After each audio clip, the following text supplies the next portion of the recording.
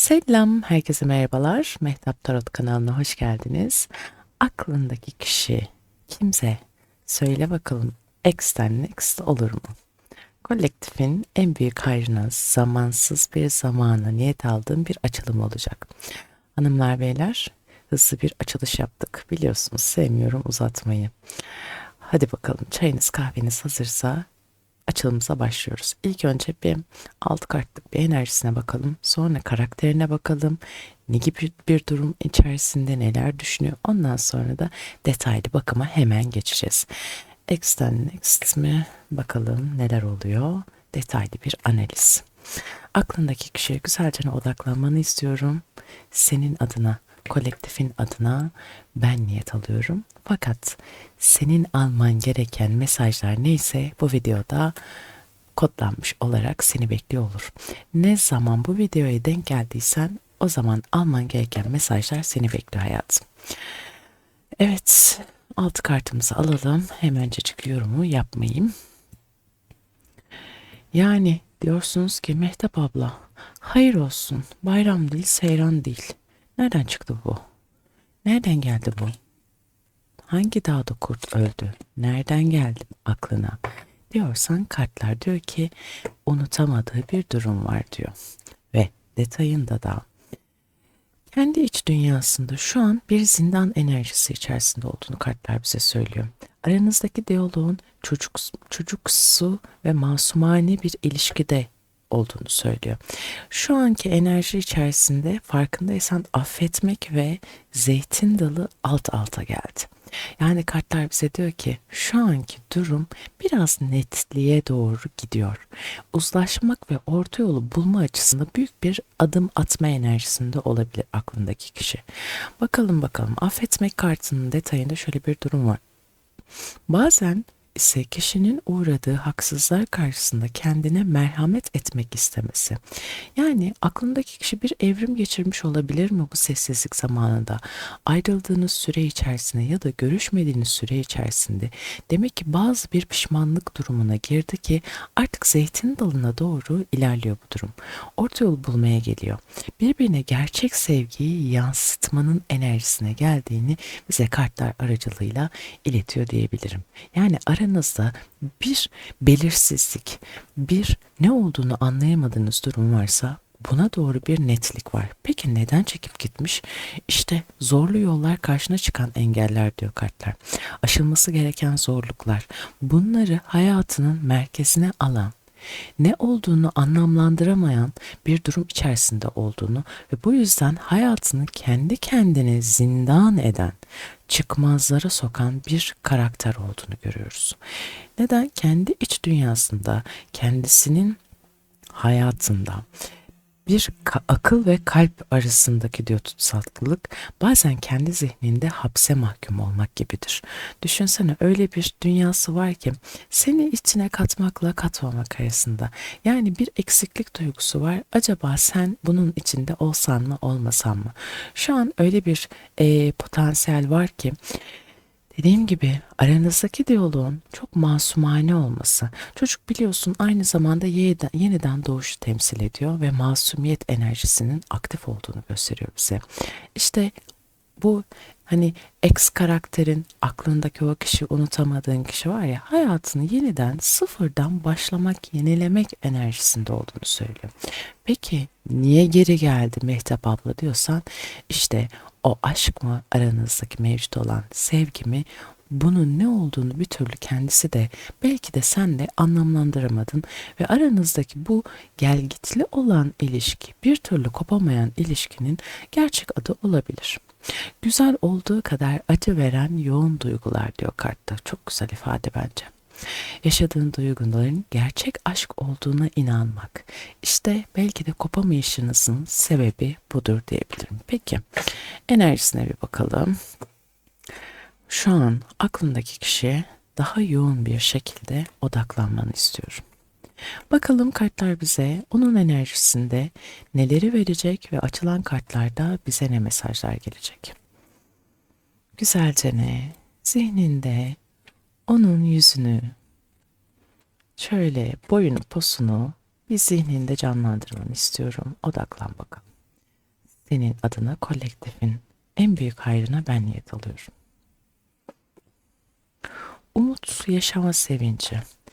Peki seninle aranda oluşan bu soğukluk, bu mesafe, onun enerjisini, şu andaki durumunu bize ne gibi blokajlar, ne gibi fırsatlar şu an duygu durumunu bize versin. Aslında aranızda kötü şans durumu olmuş olabilir diyor. Peki.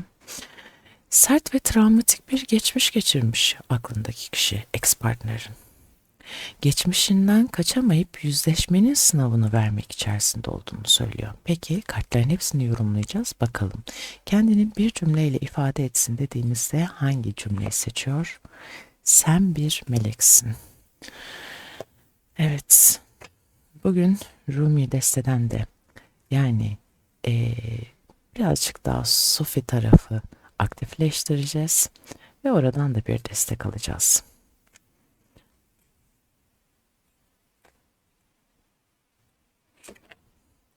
Uyum ve denge. Harika. Fena değil aslında.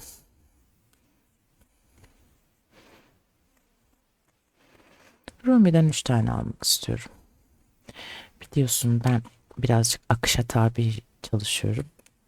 O an akıştan ne geliyorsa, ne ediyorsa, nasıl hissediyorsam onu da ekliyorum. Bakalım ne gelecek? Değnek dörtlüsü, başarı, hayatından memnun, dinarların ası, maddi fırsatların, imkanların iyi olduğu bir dönem içerisinde olduğunu söylüyor ve kılıç altılısı. Evet, geçmiş zorunlu bir durum, geride kalabilecek bir durumlar yaşamış ama bu yolda sanki desteğini istiyor, bakar mısın? Zaten kayığa binmiş, ilerliyor. Aslında yolunda gidiyor ama aklı fikrinde de sen varsın. Yani duygusallığını biliyor olabilirsin bu ex partnerin ama olgun olmaya ve her şeyin en doğrusunu yapmaya da çalışıyor. Ait olduğun diğer ötedir. Nehrin diğer yakasına geç. İşte o yüzden kafasını karıştırıyor durumlar. O yüzden hani diyorsun ya, bayram değil, seyran değil. Mehtap abla, aklındaki kişi, bu adam ya da bu kadın niye geri döndü? Neden bana ulaştı? Hiçbir şey yokken. Şimdi normalde şey yapıyoruz, enerji çalışmaları yaptığımızda bir temizlik durumuna girdiğimizde eğer bir tıkanıklık varsa bazen iletişim durumları çok daha kolay olabiliyor. Ama ve lakin arada böyle negatif bir durum varsa onu düzenlemek biraz zor oluyor. Şimdi aklındaki kişinin duygu durumuna, enerji durumuna geldiğimiz zaman seni unutamadığı ve belki de hayatının en zorlu zamanında seninle arasında kurduğu bir diyalog ya da ona yaptığın bir iyilikten dolayı seni bir melek gibi gördüğünü, aranızdaki uyum ve dengenin çok farklı bir auraya sahip olduğunu farkına varıyor. Şöyle bir durum var. Neden geldi dediğinde yaşama sevincini hiç kaybetmemiş aklındaki kişi.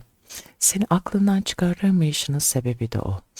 Fakat evren diyor ki sen bu kişiyi çok fazla tanımamışsın. Ne kadar şüpheli olduğunu, ne kadar gözü kara olduğunu ya da stratejik hareketlerde bulunan bir insan olduğunu aslında çok tanımamışsın. Hayatının çok farklı bir zamanında birbirinize denk gelmişsiniz. Evet, kadersel olaylar varmış. Birinize ödülmüşsünüz, birinize fırsat olabilir misiniz? Yani diyor ki kötü şans, sert ve travmatik bir geçmişi varmış aklındaki kişinin. Geçmişinden kaçamayıp yüzleşmenin sınavını vermek. Seninle ilerlemeyişinin durumu işte geçmişindeki travmatik durumlar. Ama aklından bir türlü çıkaramayışının sebebi uyum ve denge. Çok farklı dedim ya, aranızda bir frekans varmış. Bunu unutamıyor oluşunun sebebi de bu olabilir. Rumi'ye geldiğin zaman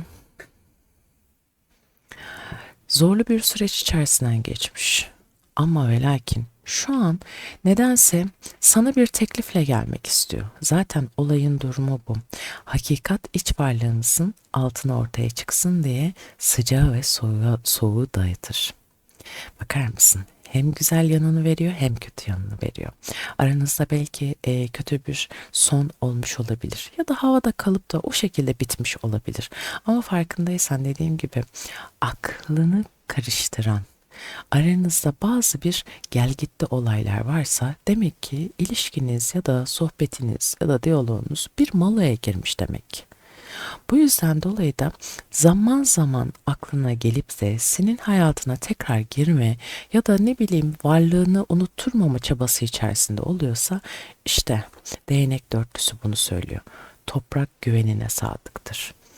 Senin de onu onaylayacağını, senin de ona karşı bakış açının birbirinize benzer olduğunun düşüncesi içerisinde olduğundan emin ki bir adım atarak mevcut durumu analiz etmeye çabalıyor diyebilirim hayatım. Yani yokluyor. Hala yaşıyor musun, yaşamıyor musun? Yalan mı? Yalan mı? Mehtap abla çok acımasızsın deme yani. Bence birazcık böyle bir durum var. Hadi bakalım hayatım. Güzelce ne? Tekrardan odaklanmanı istiyorum. Altı kartlık şöyle duygu durumunu, kolektifin enerjisinden böyle güzel enerjileri alarak ücretsiz bir şekilde bu arada abone olabilirsiniz videoların devamı için. Evet, başka aklıma ne gelebilir? Instagram'dan özel danışmanlık alabilirsiniz. Instagram'dan Mehtap Tarot adlı sayfamdan takip edebilirsiniz. Orada da elimden geldiğince aktif olmaya çalışıyorum. Bakalım bakalım tatlım.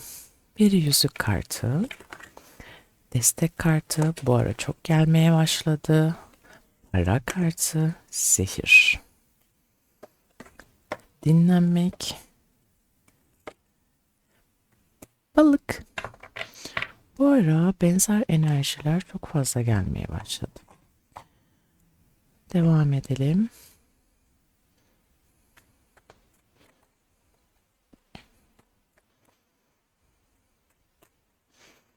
Şimdi birazcık şu duru enerjisine bir odaklanmak istiyorum.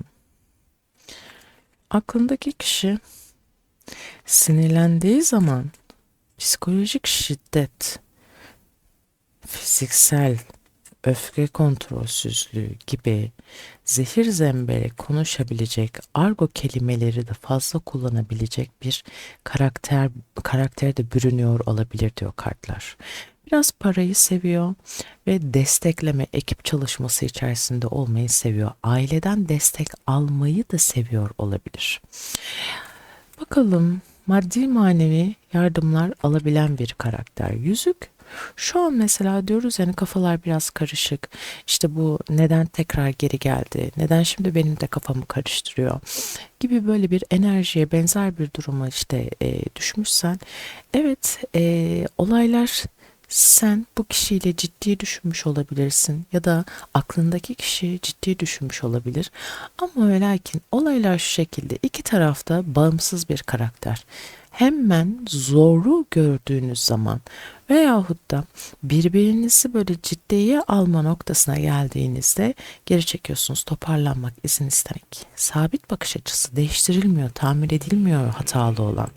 Kısa süreli ayrılıklar hop peydahlanıyor ortaya.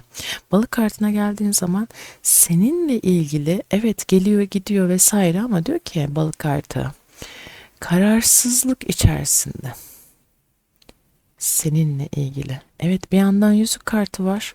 Bir taraf ciddi durumlar içerisinde ama kararsızlık içerisinde. Bu ilişkiyi başlatsam mı, başlatmasam mı? Sorumluluk alsam mı, olmasam mı? Tamamen eğlence tabanlı mı veyahut da zaman geçirme amaçlı mı? Yani birbirinize karşı iki tarafında çok fazla sorumluluk almayarak gel geç ilişkilerde ya da buna temel baz alınarak birbirinize sadece merhamet ya da tensel olarak destek verdiğiniz bir ilişki içerisinde de olabilirsiniz. Çünkü para kartı biraz onu düşündürtüyor yani. Çıkara dayalı ilişkinin de anlamını taşır biliyorsun. Devam edelim. Diğer kartlarda bu kadar detay yapmayacağım. Bütün kartları alacağım ondan sonra hayatım. Kasırga, merak, yalnızlık, kurnazlık. Harika. Daha iyi kendini nasıl ifade edebilir? Peki element kartlarımızı alalım. Bakalım aşağı yukarı hangi burçta? Ya da senin desteklediğin burç. Senin güneş ve ay evindeki burçlar. Yükselen burç yani ya da kök burcun. Devam edelim.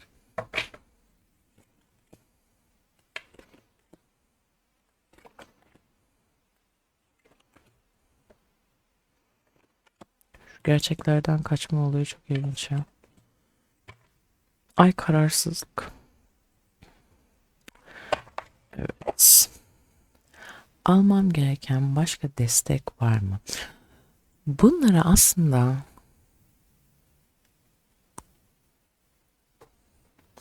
direkt tarot kartlarını alacağım.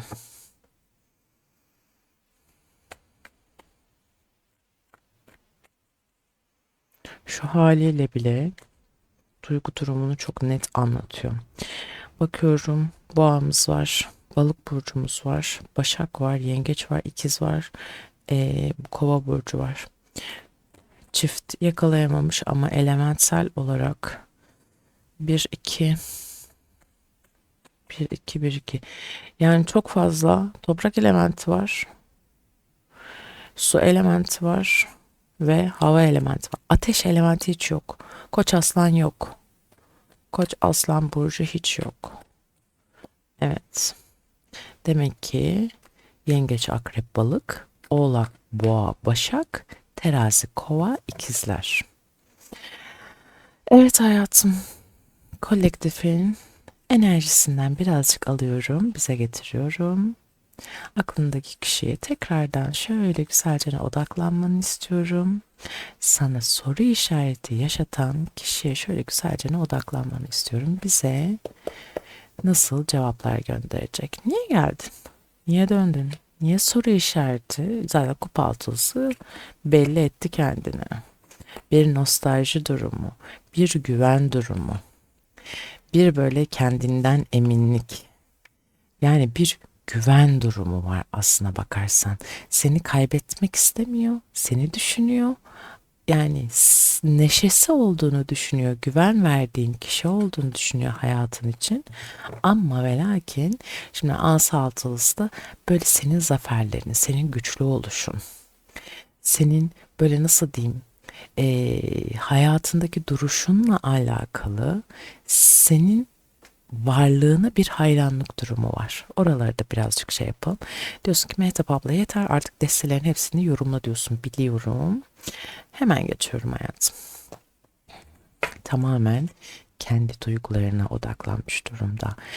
Evet zaten en başta farkındaysan şu yüzük ve kupa altılısı yeter. Tamam artık devam etmeye de aslında gerek yok. Yüzük kartı biraz dediğim gibi ilişkiyi aranızda bilmiyorum daha önceden nasıl bir diyalog vardı ama bir tık sonraya getirmeyle alakalı bir adım atma olabilir. Bunun düşüncesini taşıyor olabilir. Bazı şeyleri öğrenmek istiyor olabilir. Dediğim gibi geçmişten gelen bir diyaloğunuz olduğu için birbirinize karşı olan böyle bir alışkanlık, bir eminlik, bir tamamlanma enerjisi. Kupa altılısı zaten ne zaman çıksa ben ilişkide geri dönmeyen bilmiyorum. Öyle veya böyle bir şekilde iletişim kuruyor ya da bir adım atılıyor. Kupa altılısında öyle bir durumu var. Yani emek verdiysen eğer mutlu oluyorsun. Bu durumu kabul ediyorsun. Böyle bir durum var. Ama ve lakin bu süreç içerisinde yani ayrı kaldığınız durum içerisinde bu kişi mücrimiyet enerjisinde olmuş. Tecrübe edilen bir durumla alakalı pişmanlık yaşamış, suçluluk hissetme, kendini kızma. Neden? Çünkü konfor konfor ve rahatlık alanını terk etmek istememiş. Aklındaki kişi ciddi anlamda bir ilişkiye, bir diyaloğu aslında yön verme enerjisinde olan, buna sahip çıkan, potansiyele sahip olan bir kişi değilmiş. Bundan dolayı da zamanla geri dönmesinin sebebi işte mücrimiyet. Kendine kızıyor, suçluluk hissediyor. Ya işte şu kenarda birisi vardı. İşte senin için söylüyor bunu. Bir tekrar bir merhaba desem mi? İşte hala işte acaba cevap veriyor mu? Durum ne durumda? Hani böyle bir kafasının kurcalama durumu var. Keşke daha önceden işte diyalog kursaydım ya da daha ilerletseydim vesaire. Böyle bir %1 maske var ama kendini açık ve net bir şekilde ifade edebilecek enerjiye sahip bir karakter değil. Aranızda sürekli bir duvar var. Evet, zaman zaman düşünüyor, zaman zaman etkileniyor, ilişkiyi bir tık yukarıya taşıma durumunda, fikrinde. Ama bir inatçılığı var. Bu da ne? Geldik Boğa burcuna. Evet hayatım. Boğa'nın da şöyle bir durumu var biliyorsun, inatçı, sabırlı bir karakter. Aynı zamanda toprak elementi dedik ya, Oğlak, Boğa, Başak Burcu. Sağlamlığı seviyor. Bu da geleneksel olarak bazı şeylere mantıksal yaklaştığını söyleyebilirim. Enerjisinde bu durum var. Çünkü bir toprak elementi var bunda. Maddeci bir kişi, analitik düşünme yeteneği çok fazla. Sen mesela oturup bir çay kahve içiyorsunuzdur. O birkaç saat sonrasında hesaplamasını yapabiliyordur. İşte ona göre sana davranmasından dolayı şu an içinde bir pişmanlık yaşıyor. Neden? Tecrübe edilen bir durumla alakalı pişmanlık. Keşke zamanında bu şekilde davranmasaydım durumu içerisinde olmuş diyor kartlar. Devam edelim. İlişkinizde aile arkadaş desteğiyle sıkıntılardan kurtulacaksın. Maddi manevi yardım alacaksın mesajını veriyor kart. Demek ki bu kişi zorlu bir süreç içerisinden geçmiş ve ona aile bireylerinden ya da arkadaş çevresinden maddi manevi sıkıntısına derman olunacak bazı destekler gelmiş. Belki bu süreci sen de biliyorsundur, belki bilemiyorsundur ama yanında olmanı istemiş. Çünkü bu değnek ası senin de desteğini istediğine dair bir emare veriyor bize. Nasıl? Çünkü senin enerjin tam. Çünkü senin ona karşı bir yanlışın yok. Bu ilişkide, bu diyalogda yanlış yapan taraf kendisi. Birden bir ilişki kesiliyor. Bu ondan mütevellit. Sen her seferinde bu kişiyi güçlü bir şekilde kabul etmiş olabilirsin. Ve her seferinde yenilenmeyle birlikte işte bu duruma geliyor. Bak en başından beri söylediğim durum. Şefkatine koşa koşa geliyor. Çünkü sen her seferinde olması gerektiği gibi karşılamışsın aklındaki kişiyi ya da ex partnerini. Her zaman krallar gibi, her zaman itiraz etmeden biat etmiş olabilirsin. İşte burada neden? Çünkü artık tıkanıyor. Dışarıdan hani sohbet alamıyor ya da bir türlü beslenemiyor, edemiyor. İşte az önceki desteğe de söylediğim zaman işte olaylar çirkinleşiyor. Ne oluyor? Kova burcu burcu dediysem de hava element. Terazi, kova, ikizler. İletişim. Onun için iletişim çok yüksek, çok istekli. Yani işbirliği senden bekliyor. Ve aynı zamanda karar vermesi gerekiyor. Yani kafası çok çalışan, sabırsızlıkla ilerleyen bir karakter olduğunu söylüyor bize kart. Bundan dolayı o zor süreçler içerisinde senin şefkatine ihtiyacı olmuş. Sevecen bir tavrın olduğu aşikar. İşte anne şefkatiyle ya da yaklaştığın aşikar. Kartlar diyor ki bir eksikliği var bu kişinin, işte dediğim gibi. Aile ve arkadaş taraflarından destek alması belki bundan dolayı oldu. Ve seni de belki o sırada yanında isteyişinin sebebi de bundan dolayı olabilir. En temelinde şefkat enerjisi. Evet. Erkekler yapıyor, ediyor. Kusura bakmasın. Erkek izleyicilerim de çoğunlukta neredeyse kadınlar ve erkekler eşit derecede demografiye baktığım zaman erkekler gerçekten birazcık özgür olmayı istiyorlar.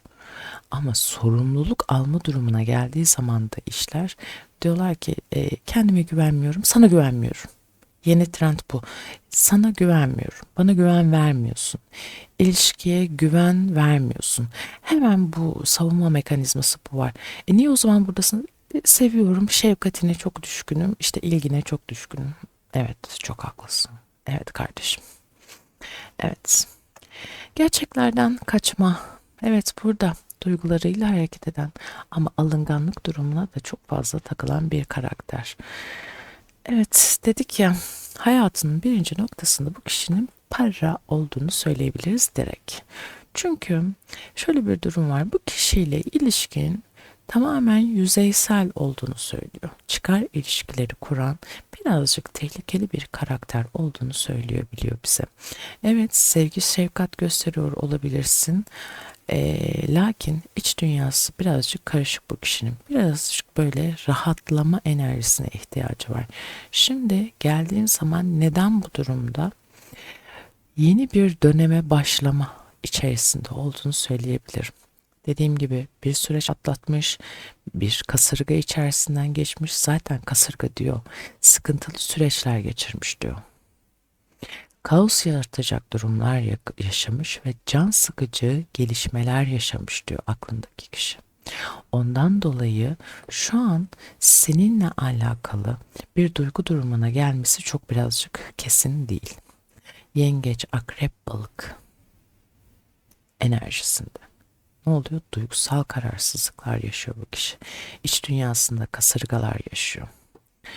Geldiğim zaman bir enerjisi şu şekilde çok depresif bir durumda. Keşke böyle diyor yani sen benim yanımda olsan senin varlığını istedim aslında desteğini istedim. Seninle daha fazla ilgilenemiyorum ben bunu bilemiyorum diyor. İşte bu çıkarcı olan ilişki bu ne olduğunu anlamlandıramadığın ilişki şu an farkındaysan yenileniyor ve daha netleşmeye doğru gidiyor. Kasırga kartı bu şekilde geliyor. Bu kişinin hayatına normal bir şey yok. Her şey çok ani ve çok abarı yaşadığı bir durum olabilir. Veyahut da gerçekleri ciddiye almayan bir karakter olabilir. Çünkü dedik ya işte biraz balık burcunda enerjisi var. Değişken bir karaktere sahip. Gerçeklerden kaçıyor. Gerçeklerden kaçtığı kadar da aranızda yoğun bir duygusal bağ var. Problem yaşıyor, hayatını karıştırıyor, bambaşka bir enerjiye geliyor, belki de mesaj atıyor. İşte gene güleceksiniz yani. Uyudun mu mesajı var ya. Onun gibi. Devam edelim. Denge kartı merhaba diyor. Dengem bazı durumları bize bir maddi manevi rahatlık arayışında olduğunu bize söyler. Tamam nazik biri zaman zaman sinirlenince, gözü kara olunca ne yaptığını çok fazla bilmeyen biri de olabilir. Ama başkalarının hayatına anlam veremiyor. Dengeli bir ilişkiye ihtiyacı var. Artık diyor ki evet hayatımın belli bir dönemini yaşadım. Artık belli bir şeylere de adapte oldum. Neyin nasıl olması gerektiğini artık biliyorum. Yeni bir başlangıç bazı şeyleri benim hayatıma getirecek. O yüzden dolayı artık umutsuzluğu yavaş yavaş temizlemek istiyorum. Ve bu içten gelen sezgisel bir durum. Farkındaysan artık diyor ki yani ben ne yerde tamamen yıkılmış bir durumdayım. Bir tık daha kendime gelirsem ayağa kalkacak durumdayım. Kanatları da var farkındaysan. Artık o kötü enerjiden temizlenmeye doğru yavaş yavaş gittiğini söylüyor. Aslında zehir kartıyla denge kartı. İşte kendi iç hesaplaşmasın, kendi iç dünyasında bunu sıkı çalışmayla sevgili Başak detaycı olduğu için Oğlak Boğa Başak enerjisi var aynı zamanda. E, Geleneksel yaklaşımlarla çok başarılı bir karakter, çok zeki bir karakter. Yani bu kişinin başaramayacağı bir enerji yok. Aynı zamanda pratik bir zekaya da sahip olduğu için seninle konuşurken ne yaptığını merak ediyor. Sana mesela sadece kendisinin anlayabileceği bazı sorular, cevaplar alıp verebiliyordur. Bu yüzden kendisini senin hakkında memnun edemediği bir merak döngüsü içerisinde olduğunu ve bundan dolayı kuralları alt üst eden bir denge içerisinde olduğunu söylüyor bize kartlar. Çalışkan bir karakter ya da kendisini artık bu sorumluluğa doğru yavaş yavaş getirmeye başlamış diyebilirim.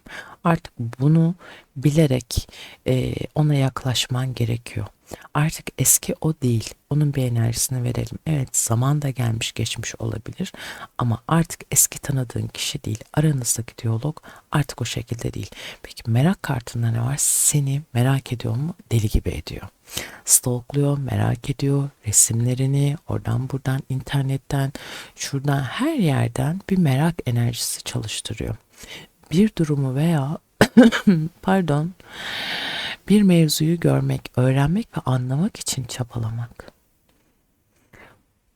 İç dünyasındaki o soruları dengeye getirmeye çabalıyor. Çünkü bu kişi dediğim gibi zaman zaman belki de aranızdaki diyalog bundan bitiyordu. Zehir zemberek sözler söylüyordu ya da düşüncesiz davranıyordu. Bunun enerjisi dengeye geldiğinde işte sıkı çalışma aslında hep bir mesaj var. Merakından dolayı yavaş yavaş ilişkinin aurası dengeye de gelebilir diyebiliyor. Devam edelim. Tılsım ikilisi biraz maddiyatla alakalı hala bir kısır döngü içerisinde olduğunu söyleyebilirim. Fazla sorumluluklarım var diyor. Sen bunları aslında biliyorsun diyor. Her şey üstüme geliyor diyor. Dengemi de kaybetmek istemiyorum diyor yani. Hayatla zor olarak başa çıkıyor. Birazcık da kendini de zamana bırakmayı kabul etmiş olabilir. Evet, istese iki tarafında dengesini kurabilecek enerjiye sahip. Birazcık da kendisini eğiterek ilerlemiş bu kişi. Devam edelim. Dinlenmek kartı için hani dedim ya, bazı ciddi konuşmalar veya tartışma enerjisine girdiğinizde birbirinizden sessizce uzaklaşıp belki haftalarca, aylarca görüşmediğiniz, konuşmadığınız zamanlar oluyordur. Yani diyorum ya, ne yani bu? Tam adını koyamadığınız bu kadersel durum ne? Yani var mısın, yok musun? Umut var mı, yok mu? Neden bu kadar rahat yaşanılıyor? Ya da sen bu diyaloğu neden bir şekilde kesemiyorsun ya da o neden bir şekilde emek vermiyor bu ilişkiyi? İşte kartlar bunu söylüyor. Yani onun da tam kopamayışının sebebi sezgiler ve rüya. Belki rüyasında görüyor, belki zihninden çıkartıp atamıyor. Şimdi bu karakter yengeç burcu olabilir. Aynı zaman içerisinde akrep balık enerjisi de var. Duygusal bağ bu karakter için çok fazla. Çünkü aşırı derecede hassas bir karakteri var. Ama ve lakin bu kişi için, şimdi yengeç enerjisi için konuştuğumuz zaman, sahiplenme durumu da çok fazla. Aile durumuna çok bağlı. Duygusal olduğu kadar da aslında sadık bir enerjiye sahip bu kişi. O yüzden dolayı sezgilerinde sana karşı anlamlandıramadığı duygular var. İlişkiye adapte olamamış durumu da ondan dolayı olabilir. Umutsuz kalıyor, tutkuyla bağlı, kafasında bazı çelişkiler var. Acaba birlik var mı, yok mu? Yani içten gelen bazı sesler zihnini karıştırıyor olabilir. Çünkü aranızda dedim ya, belki bir çıkar durumu var. Belki sadece tensel bir birliktelik var, olamaz mı? Belki ya da sadece merhabalaştığınız, kafanda soru işaretleri yaratan bir durumunuz da olabilir. Yani birbirinizi tam olarak belki de tanımıyorsunuz. Her seferinde baştan başlıyor olabilirsiniz. İşte bu durumu aşabileceğiniz bir fırsat var aslında önünüzde. Uyum sağlanırsa ekip olabilme ihtimaliniz çok yüksek. Çünkü sezgileriniz benzer durumda ve şimdi sembolik olarak baktığında biri birinin Aynısı aylar var burada. Ama araya sürekli bir yılan giriyor. Sürekli bir göz nazar değme, sürekli kontrol etme durumu var. Aslında zihninde seninle alakalı net durumlar var. Fakat kalıba oturtturamadığı durumlar diyebilirim. İşte dengeye oturtturamadığı durumlar var. Niye adım attı? Neden kafa karıştırıyor dediğinde şu an tek olduğunu, demek ki toksit bir ilişkiden çıktığını, evet kendini daha net belli etti farkındaysan. Boşluk ve kopukluk hissi içerisinde olduğunu, başkalarıyla görüşmediğini kartlar bize söylüyor. Bu süre içerisinde evet dinlenmiş mi? Evet dinlenmiş. Kısa süreli ayrılık yaşamış mısınız? Evet yaşamışsınız. Yani öyle naif bir şekilde gidiyorsunuz ki hep böyle ne kötü ne iyi, ne iyi ne kötü. Hep böyle ikisinin arasında olan bir süreç yaşıyorsunuz. Sürekli birbirini takip eden kısır döngüde ilişkiler, diyaloglar mevcut yaşıyorsunuz hayatım. Kafa karıştıran durum bu. O boşa düştüğü zaman sana mesaj yazıyor. Sen ona yazdığın zaman evet cevap veriyor ama devamı gelmiyor olabilir. Peki sonuç hanesine geldiğim zaman ilk önce adalet kartına bir bakalım. Bu kişi hayatını düzene sokacağıyla alakalı bir mesaj veriyor bize. Haksızlık yapmaması gerektiğini kartlar söylüyor. Neden? Ahlaki değerlerle durum birazcık böyle kontrol altına alınabilir. Birazcık yurt dışı bağlantılı çalışıyor olabilir. Adalet kartının biraz öyle bir durumu var. Tutkuyla alakalı, motive edilmeyle alakalı emin olduğu bazı durumlar var. İşte bu süreç içerisinde hayatında düzene sokmayla alakalı çabaları olduğunu kart bize söylüyor. Ama bu kişi şimdi bir kere kurnaz bir karakter, onu aldık koyduk kenarıya. Travmatik bir ilişki, toksit ilişkiden çıktığını aslında kartlar bize söylüyor. Diyor ki şu an karşında çok kurnaz birisi var. Yani arkandan iş çevirebilir, aldatabilir seni veyahut da sen aldatabilirsin. Yani diyor ki gerçek olmayan bir durum, keskin zeka, açık gözlülük. Karşında böyle bir durum var. Yani ilişki, karakter enerjisinde de bunu beklerdim aslında yani çıkmasını. Çünkü hemen peşinden birbirini destekleyen kartlar çıktığı zaman diyorum ya muhteşem mutmain oluyorum. Verdiği kararlar yönünü şaşırtıyor. Düşündüğün kişi seninle kararsızlık içerisinde. Şimdi zaten bir balık kartında var zaten. Kararsızlık içerisinde olduğunu kart bize söylüyor. Akabinde sevgili ikizler, terazi kova ikizler, iletişimle kendini çok iyi pazarladı. Ama dediğim gibi birbirinize çok benzer yanlarınız birbirinize çekiyor. Zihinsel olarak çok çekiliyorsunuz birbirinize ve adalet kartı diyor ki bu kişiyle alakalı sana adil davranmıyor. Bak dikkat et diyor. Biraz diyor iletişimde diyaloğu bir böyle teraziyi bir dengelemek lazım. Alma verme dengesini bir dengelemek lazım. Bu bir döngü olduğunu farkına varır mısın diyor artık sana adalet kartı. Çünkü karşındaki kişi kurnaz bir kişi. Seninle alakalı kararsızlık içerisinde olduğunu ve aynı şekilde sana da kararsızlık yaşattığını kartlar söylüyor. Ve balık kartı işte dedik ya, düşündüğün kişi bu duygu durumu içerisinde verdiği kararlar yönünü şaşırtıyor. Senin yönünü şaşırtıyor farkındaysan. Hem onun kendi yolunu hem de senin yönünü. Sen belki her şey çok güzel odaklanmışsın, adapte olmuşsun, ilerliyorsun. Birdenbire dedik ya yani Mehtap abla bayram değil, seyran değil. Hayır olsun. Niye benim kafamı karıştırıyor şimdi? Yani neden geldi dediğinde işte durum bu. Kartın son enerjisinde bu durum var. Sana adil davranmıyor. Bir dikkat etmen gerekiyor. Bazı evet ahlaki değerler var. Bazı sorunları çözebilirsiniz bu kişiyle bir araya geldiğinizde çok rahat bir şekilde konuşabilirsiniz. Ama neden hep tekrar eden bir durum var? Neydi o? Inception mi neydi? Deja vu. Neden tekrar tekrar aynı şeyi yaşıyoruz? Bunca zaman değil mi? Bunları işte birazcık oturup düşünmek gerekiyor diyor kartlar. Evet, peki gitmeden 3 cümleyle kendini ifade et bakalım dediğimizde hangi enerjiyi gönderecek bize? Bu kadar her şeyi öğrendik.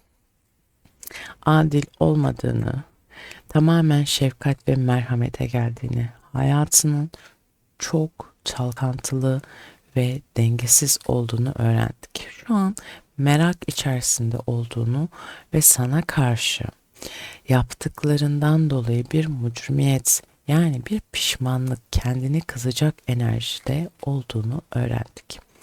Haydi bakalım, giderken 3 cümle söyle bize. Ne söyleyeceksin? Ay, özür dilemek istiyormuş. Peki ne oldu? Beni affet.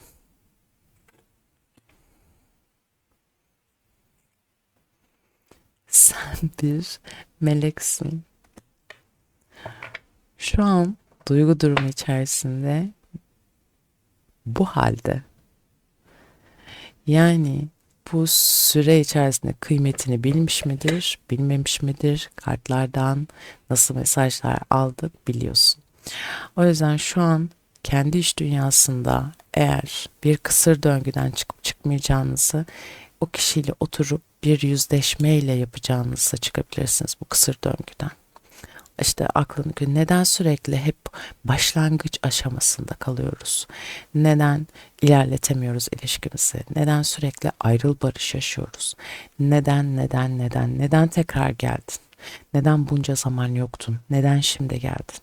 Bunlar oturulup konuşulmazsa, bunlar halledilmezse olabilecek durumlar değil bunlar. Aydınlanacak durumlar değil. Ciddi ciddi bunların konuşulması gerekiyor. Çünkü bakar mısın? Hem kafa karışıklığı var, hem enerjisel olarak dengesizliği sana iletiyor, ama sürekli senden de şefkat çalıyor. Senden ilgi çalıyor. Yani alma verme dengesi bu biraz egoyu besler. Biraz böyle aslan burcu gibi. O yüzden birazcık dikkat etmek gerekiyor. Gizli etkenler altında neler varmış. Ha, çok da merak ediyorsam devamının ne olmuş ne bitmiş, özel açılım da Mehtap Tarot'tan da bakarız yani neymiş durumu, duygu durumu neymiş. Tamamen ilişki üzerine yaptığımız açılım var. Ona sorarız kartlara durum nedir diye. Hanımlar beyler, benden bu kadar. Kendinize dikkat edin. Hoşça kalın.